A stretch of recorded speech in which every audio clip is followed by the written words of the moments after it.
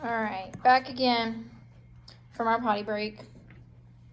So we had our longitudinal and transverse waves. So some examples of those transverse waves. Think about guitar strings. Sorry, I'm trying to find the pen again. All right, so some examples of transverse waves would be guitar strings, ripples on the water surface, light. So think about, here's your guitar. All right, and there's your strings. When you pluck them, they go like this, but it's traveling downward and upward. All right, so it's going side to side as it's traveling up and down. So T for transverse.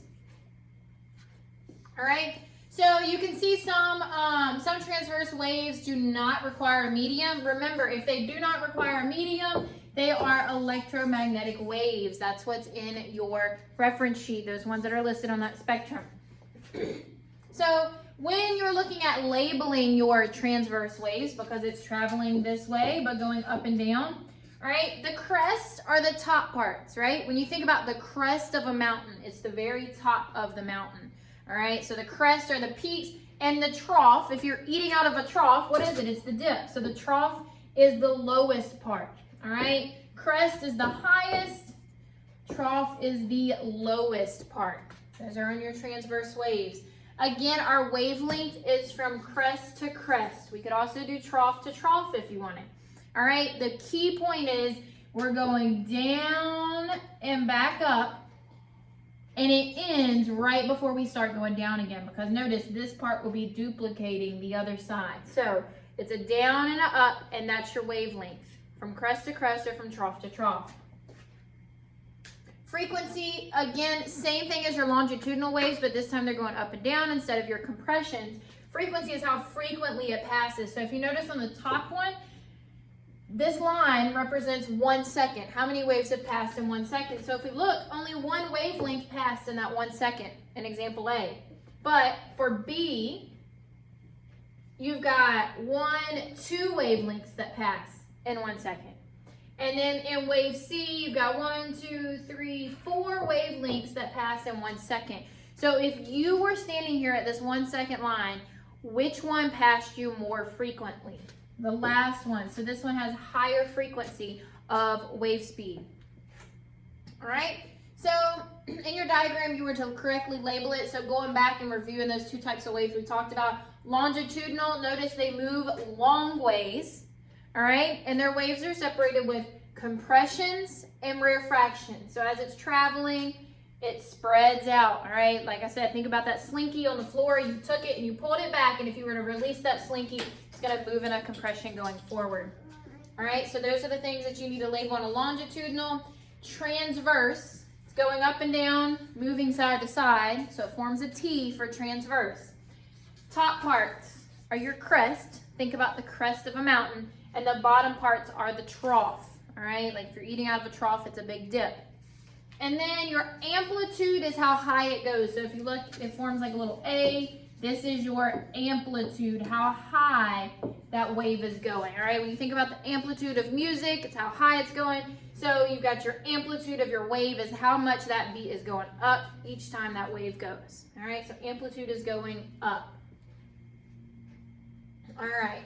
So this is what you have in your reference table, is your electromagnetic spectrum. So there's going to be some questions about that, just talking about the wavelengths of them.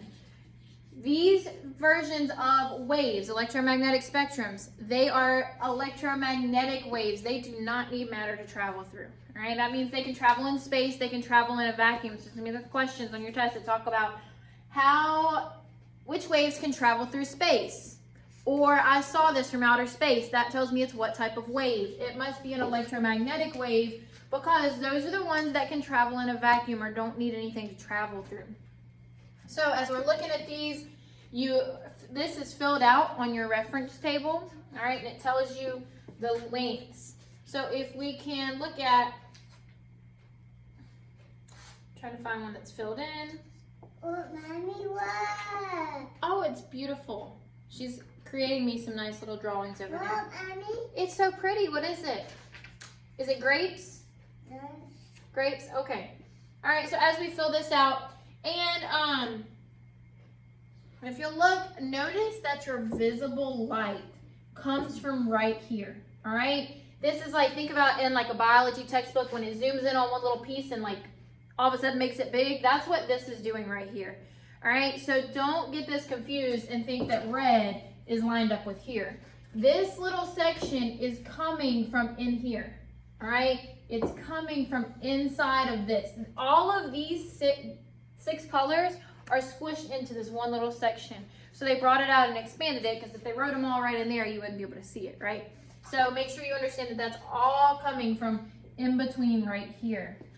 All right, higher frequency, shorter wavelength. So on your reference table, very important, on your reference table, where it says shorter wavelength, it tells you which ones are the shorter wavelength. Where it says shorter wavelength, label that higher frequency. All right, so higher frequency, shorter wavelength. Think about the shorter waves are, hold on, buddy. The shorter a wave is, the faster it can pass you. So, like I have some videos of Ivy in the ocean this summer, and if you look, the really short waves are gonna pass her a lot quicker. If we get out deeper where the waves are bigger and they have a longer wavelength, they're gonna pass you slower or less frequently. So imagine you're the person standing here. Which one of these waves is gonna pass you more frequently? The one with the shorter wavelength. All right, so notice those are opposite. Lower frequency, longer wavelength. Higher frequency, shorter wavelength. All right, so if we look up here,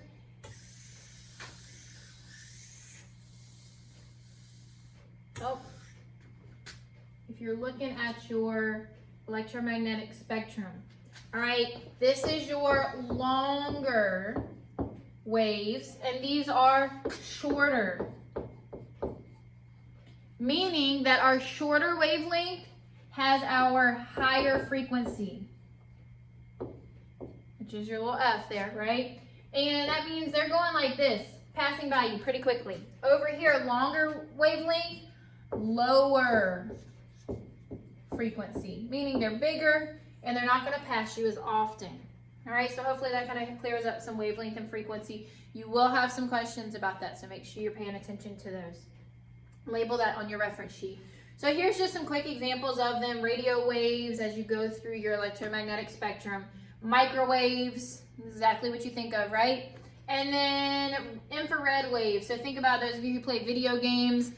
You're looking for people in the dark, right? So infrared waves are those ones that show where people are when you can't see them. So like in combat or in war, when they have infrared lights, that tells them when, or infrared sensors, that tells them when somebody's getting nearby, because based on their body heat. All right, so that reads the waves of the heat. Then you have visible light. You have your Roy G. Biv, right? Red, orange, yellow, green, blue, and violet. So that is the only portion of the spectrum that we can see. All right, Mommy, these pie. waves. Mommy, pie. You're getting it all over you. These waves are the exact same as all of these types of waves. The difference is our eyes are only receptive to this type of wave, right? The cones in our eyes can only catch waves at this wavelength, all right? As they get bigger, which is our microwaves and radio waves, we can't see those wavelengths. And then as they get shorter, ultraviolet, X-rays, gamma rays, we no longer can see those wavelengths, so they don't register to us, right? If we could see microwaves, it would look just like how we see light traveling through, all right? But we see light because it's at a wavelength that we can see. What are you doing, woman? Please don't color your boots. Come here. Come here. Come here. Bring your shoe, please. All right, so then you should have completed your electromagnetic spectrum practice. Ivy Leanne, come here. Hi, buddy. Can I have your shoe? Thank you. We're currently coloring our shoes with markers. And let me see this shoe. Thank you. All right, go back and color on your desk. Bye-bye. Go color. You're fine. All right. All right, you take the other marker. Thank you. All right, so let's look at this question just to flash back. Which one has a shorter wavelength, red or yellow light? So if we look back at our electromagnetic spectrum, shorter wavelength, what did I say, red or yellow? All right, shorter. Yellow would be, if we're looking comparison between red and yellow light, yellow is our shorter because it's closer to the right. Which one has a higher frequency? The yellow, because it is shorter. Red would be longer and has a higher or lower frequency. All right, so just kind of to clarify some more on that if you needed. All right, so then you have some simple wave equations that you did first. First, looking at the period of a wave. Period is the period of time that it takes for one wave to pass. All right, so period is the time for one wave, or the period of time it took for one wave. All right, period is a time, wavelength is a distance. So you're basically looking at how long it took for that wave to pass. Frequency is the number of waves that passed you in that 1 second. All right, so the difference, frequency, how many passed in 1 second, and period was how long it took one to pass. All right, frequency is 1 second, period is one wave. So the time of one wave compared to the number of waves in a period of time. All right, frequency, think about how frequently it's passing. So they're the reciprocal of each other. You have this equation. This is in your reference sheet. Remember, we can easily make this into a triangle, 1 over ft. All right? And pie. What? Pie. I don't know what you want. Pie. I don't understand that. I'm sorry. Can you color? All right, so let's look at this example. A string vibrates at a frequency of 20 hertz. What is its wavelength, or what is its period? So we know that 1 over the period and frequency. So let's go ahead and plug it in. String vibrates with a frequency. This is how frequently the wave passes, 20 hertz. So we're going to plug it in here, 1 over 20. Do your math. I don't have a calculator with me right now. And then you would have your time. All right. A string makes 24 vibrations in 4 seconds. What are its frequency and period? So you're going to see some questions like this too. Well, first we need to figure out, here's my equation. I need either the period or the frequency in order to figure out the other. So what can I figure out from here? I make 24 vibrations in 4 seconds.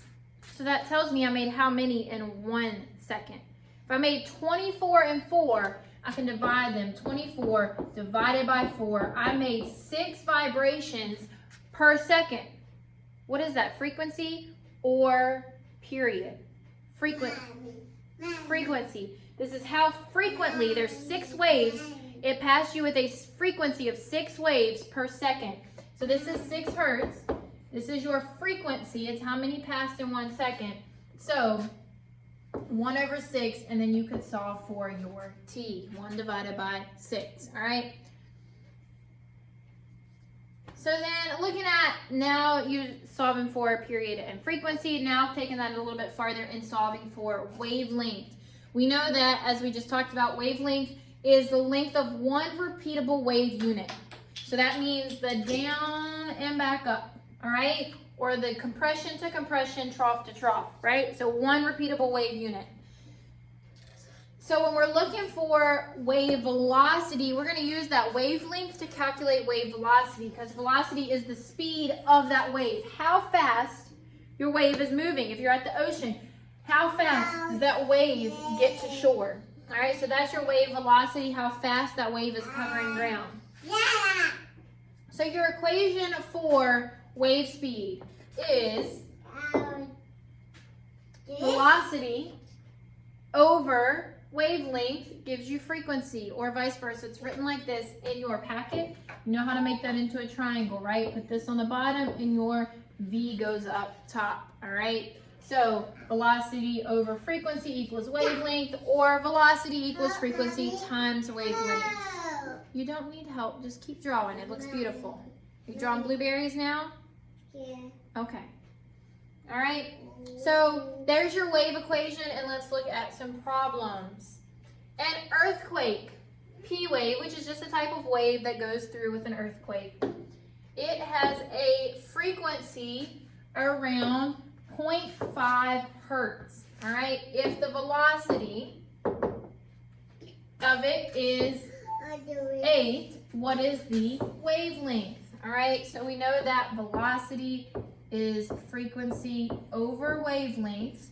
So then we're going to plug in what we know. All right, frequency, so I've got frequency, velocity equals 0.05 times our velocity, or that's going to go up top. Our velocity is 8 kilometers per second. And then we can find our wavelength. I did it, Mommy. You did do it. It's beautiful. All right, which I believe, if I did my mental math right, should be 40 meters equals your wavelength. I see. It's beautiful.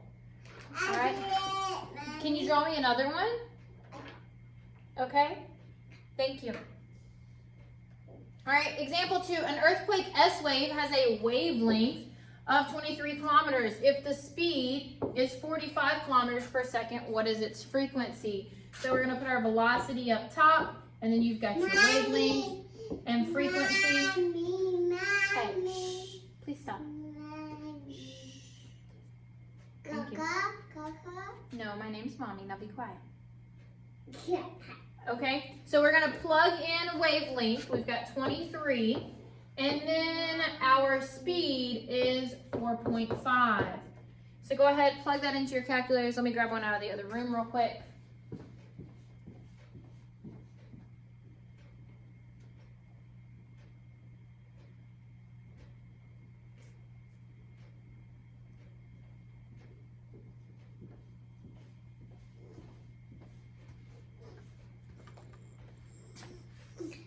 So your frequency is 0.1957.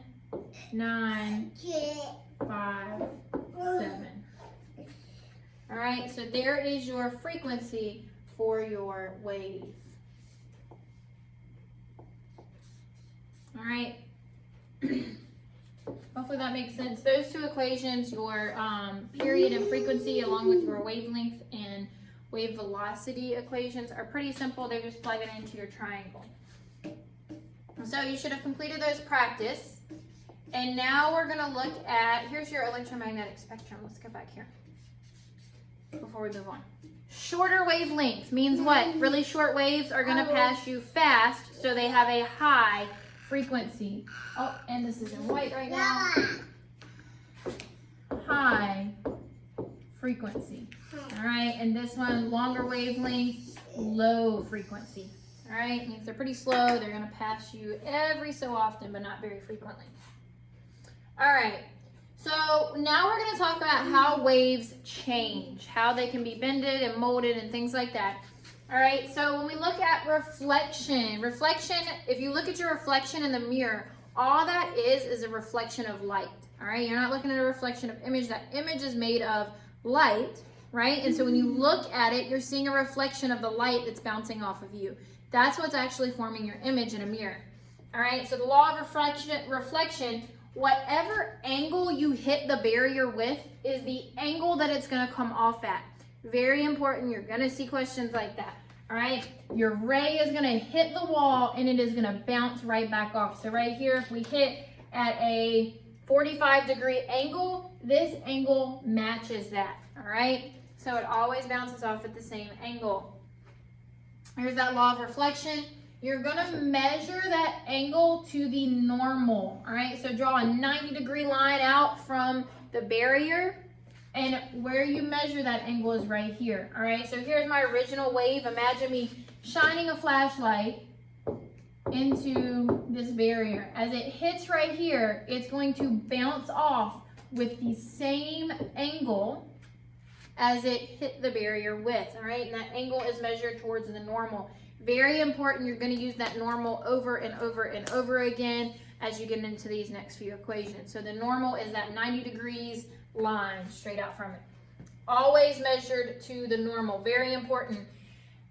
The I stands for angle of incidence, where it's happening, all right? So where it's hitting, the incident, right? If you have an incident, that's where something happens or occurs. So think about it. The angle of incident is where it hits the barrier. and then the reflective angle, all right? That one should be pretty self-explanatory. Reflective, so the angle of reflection is what's going out from the barrier.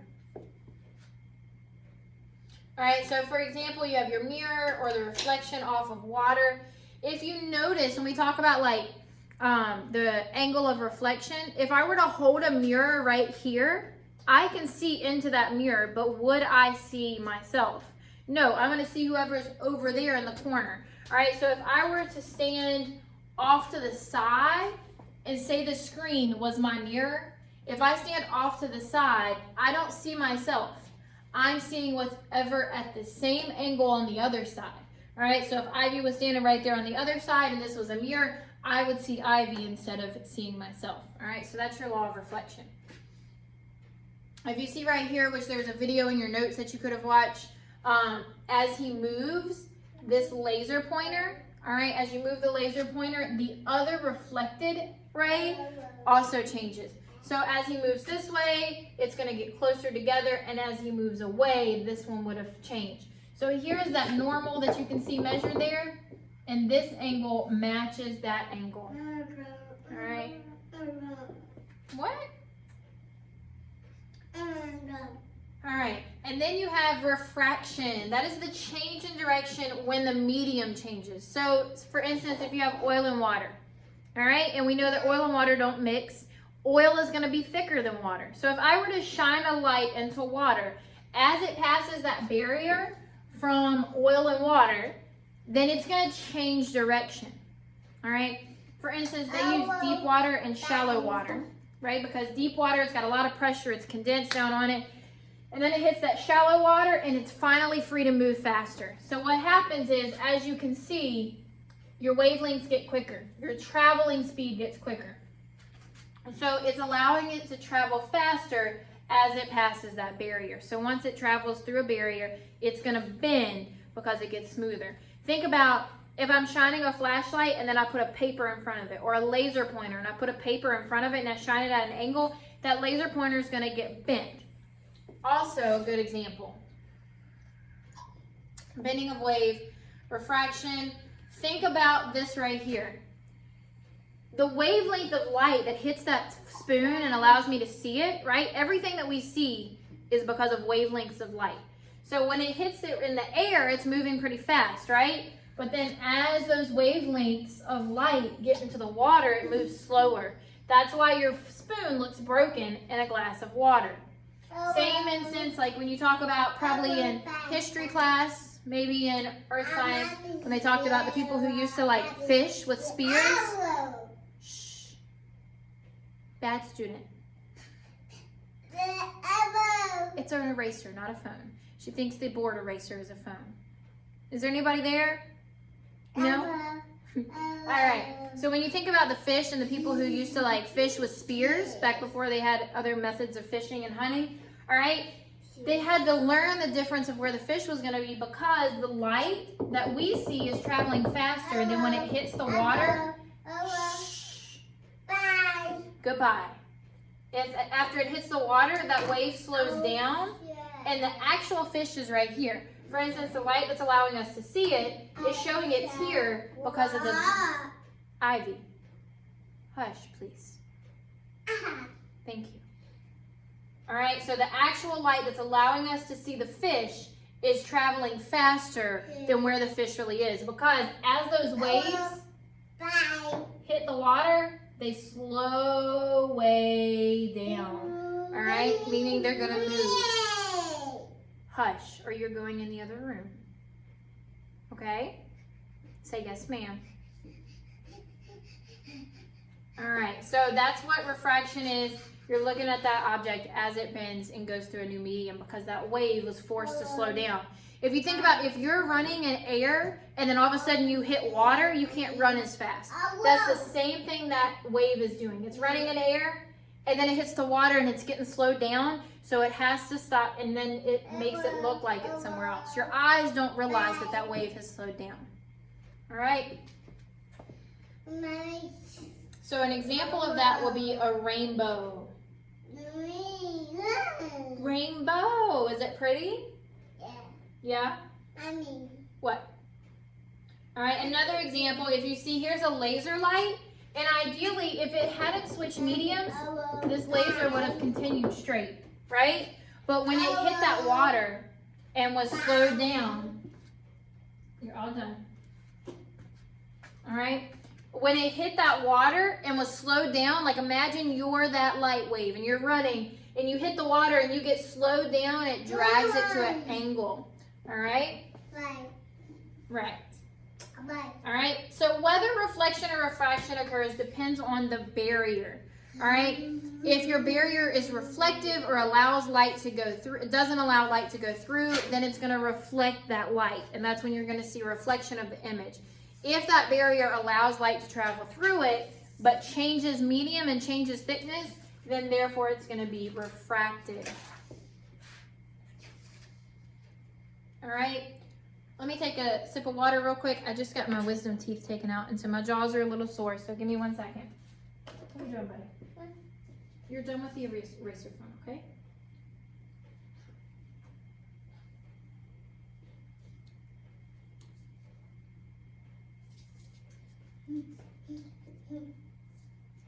Come here. Do you want to say hi? Come here. Come here. Can you say hi to everyone? Wave to the phone. Say hi. You have eraser dust all over your face. Yes, you do. This is Ivy. Can you say hi? These are my physics kids. Wave. Wave. You're being rotten. Are you going to teach physics for me? All right. Can you sit down and go draw? Let's go draw. All right? Go get your marker. Mommy. What? Mommy, juice. That is juice. Mommy. That's my coffee. You get your juice. Mommy, coffee. Mm-hmm. Mommy, coffee. Yeah, that is my coffee. All right. Mommy, coffee. So far we had reflection and refraction. Refraction means it just bends. Think about if you fracture a bone, you bend and break your bone, right? And then lastly, you have diffraction. Think about the curve of the D right here. It's curving around some kind of barrier in the water. So for instance, it's a change in direction of the waves as they pass through an opening or around a barrier. So they're still able to pass through, and the surrounding is the same medium, but there's something stuck in the middle, a barrier or an opening that they've got to travel around. So as it travels, look how the waves are pretty consistent here, and then look how they've curved out in this picture right here. All right, so they start to curve away as they're moving around that barrier. So if you look here, here's another example, and this is one you should have drawn in your notes. The medium is the same, but there is a barrier that forms an opening. So as that water hits this opening, now it has all this space, so it starts to curve around to fill it back out. All right, so we went from our straight waves to fitting through that opening, and as it bulges through, it starts to curve and changes pattern of wave. All right, so that is diffraction. This was a video in your notes, and it shows basically the exact same thing that this is, but in real life. So if you were to go see a dam and a river, or a big body of water, or a lake maybe where they have a lake set up, a man-made lake where they've got a dam, all right, the water is all back here, right? And as it's moving through, it all of a sudden pushes out, and it's got all of this space to fill up again. All right, so it makes this big curve as it's moving out and it gets pushed out. All right, so diffraction, it's got a barrier that it's moving around or through. So why can we hear around corners, but we can't see light out around the corner, right? So if I had the lights on in here and I walked down the hallway, I wouldn't be able to see them beyond what's just coming out of the door, right? They're not gonna fill up down the hallway, they're not gonna go around the curve. If I turned a boombox on in here, you would hear it all the way down the hallway around the curve. Why is that? They're both waves, right? So why do some waves travel around and some don't? So what this is explaining is when you hear sound waves around corner, they're being diffracted, meaning they've hit that barrier of the wall and they're getting bent around it. So as they go, all right, as the waves hit the wall, some of them are hitting. So the door is about 3 feet wide, right? And then sound waves are about 1 to 2 feet. So as they hit here, some of them get diffracted and they end up curving around. So that means as you go around the curve or go around the corner, see how they continue to flow? All right? So they would continue to go around these corners. So here's your door that you're walking out of. And then here are your, that didn't help. I was trying to color in your room that you were in. But here's the room that you're in, and you walk out the door and pretend you're those sound waves. Some of them walk in and they bump into the wall, all right? And when they bump into the wall, they curl around and it changes their shape. And as they curl around, then you can hear those waves travel around corners. But when we're looking at light, let me erase this for you. As you're looking at light waves are teeny, teeny, teeny, teeny, tiny, right? You've got a great big door. So now let's draw it a little bit better to scale. For light, here's your doorway compared to the itty bitty light waves, right? So they can travel through freely without having to bend. They just go straight on through. You walk through the doorway, you didn't run into the wall, nothing. You walk straight ahead. All right, so that's what light waves get to do. A few of them, maybe right here at the corner, they bump, and so that's why you'll still see, like if right at the edge of a door, you'll see the light that's coming from that room. But that's because only a little bitty fraction of those waves are actually bumping into the wall or bumping into the barrier and having to bend around. All right, elsewise, they're just moving straight forward. So you're gonna see that light go straight, and if here's the end of my hallway, it's just gonna run into this wall and stop. All right, nothing gets bent around compared to your sound waves that are really long. So here's the length of a sound wave compared to a light wave. Sound, it hits this wall or this barrier and ends up bending all the way around. So hopefully that helps kind of give you a comparison as you're thinking about the diffraction of light and sound. All right, this was an example of light, and it shows you just like a little, this little thing has a closing doors, right? So this was in your notes that you could have seen, and you'll see as they open the doors, as they open them, once that little box goes away, maybe. All right, once they open them, light comes out right here, right? But if we close them up, the light doesn't bend, it just stops and goes back to that shape, right? So that is a result of the wavelength being diffracted. All right. Lastly, you have wave interference. There can be two things. It can be constructive or destructive. Think about interference. If something interferes with what you do, sometimes it can be destructive and throw you off and messes up with what you're doing.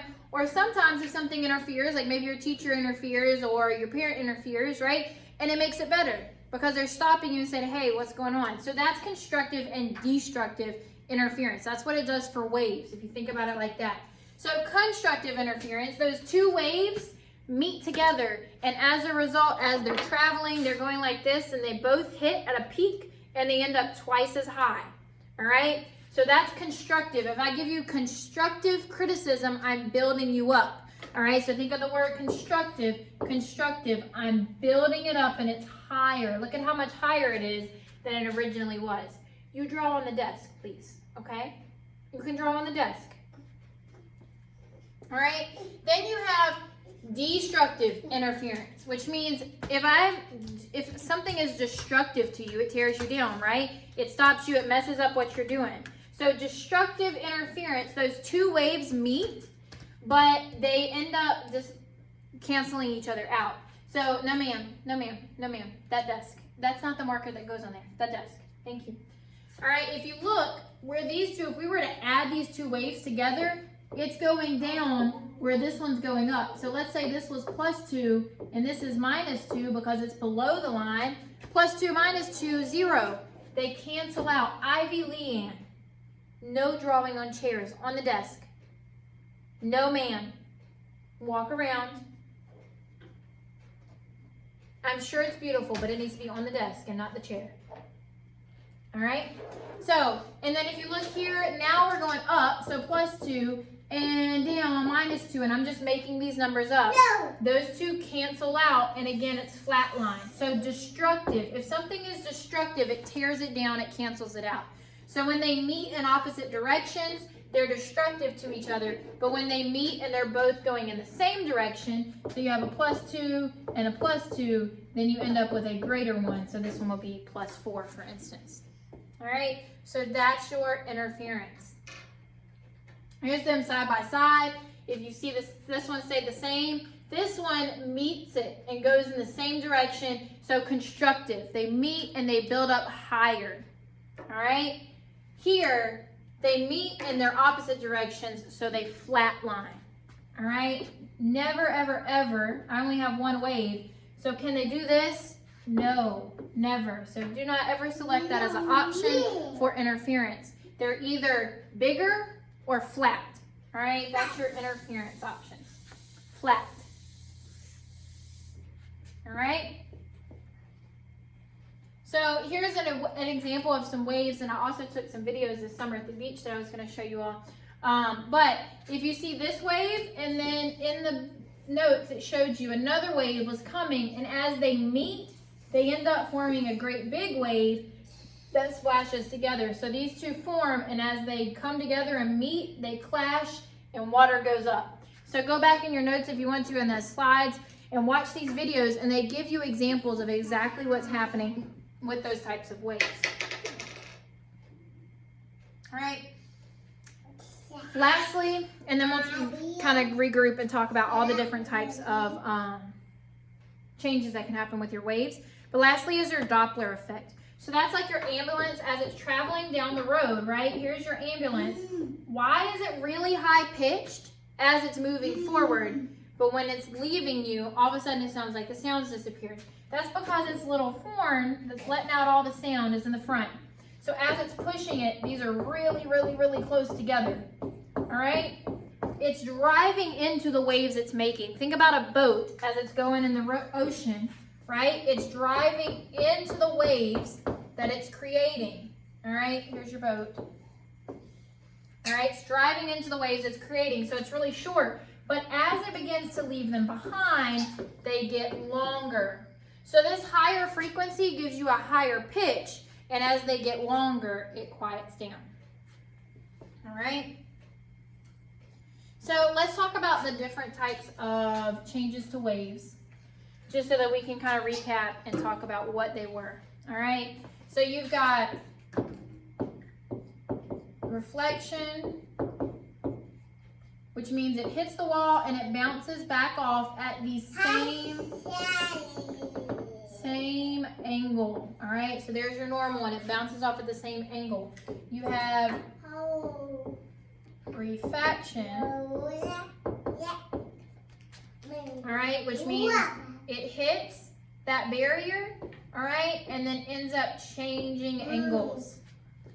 And then you had diffraction. All right, so diffraction means that it's going through that barrier and then it bends as it gets through there. All right, and then we had interference, which is two waves going the same way will end up meeting to create a bigger wave, all right? If they're going in opposite directions, these two guys meet, then they're gonna flatline, all right?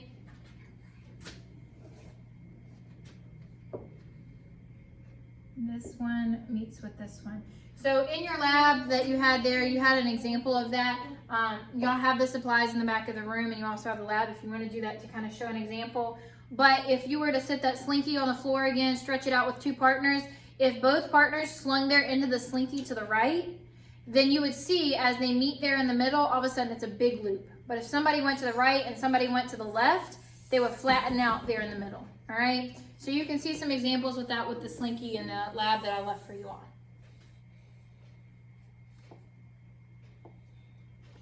All right, so this is probably the part that you all have the most questions on.